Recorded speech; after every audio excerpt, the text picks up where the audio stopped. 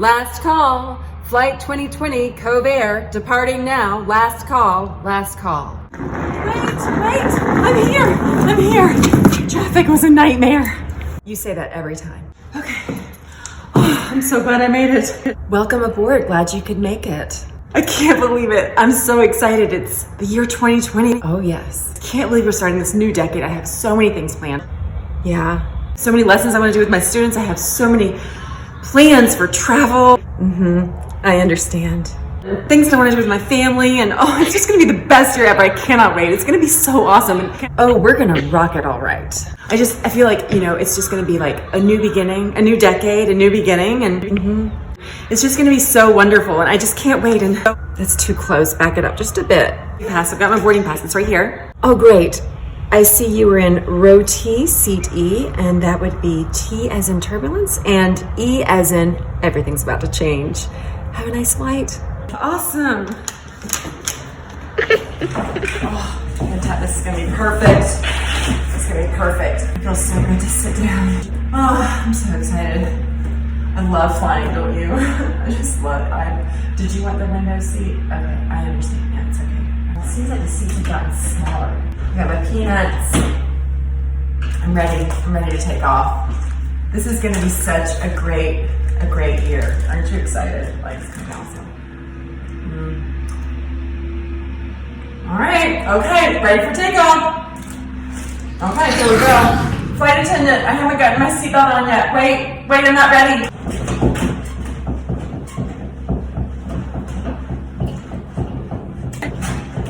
Are you okay? It's gonna be okay. We're gonna get through this. Are you okay? Hey, it's okay. Calm down. It's okay. We're all in this together. It's okay. Where's my salsa? Let's talk. It's been a turbulent year. Have you ever been watching a basketball game, like say between Duke and Carolina, and you're pulling for, let's say, Carolina? I was just saying it hypothetically, if you're a Duke fan, just chill, it's okay. And then you think Carolina's behind, and then in the last quarter they pull through and they win the game. I think that's how year 2020 can be. I think we could pull through in the last quarter and win the game. I'm gonna hold on to that hope, and I wanna help you do the same.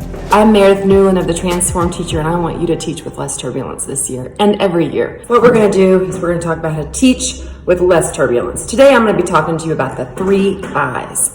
Instruct, inform, inquire. I love alliteration. The problem is, and the thing that stresses us out and the things that make us feel turbulent, especially in this year, is that we are spending way too much time instructing when what we need to be doing is informing and inquiring. I'm gonna give you an example of how you can use this with your 5-year-old. Honey, get your rear end in the car right now. We're going to school, or else.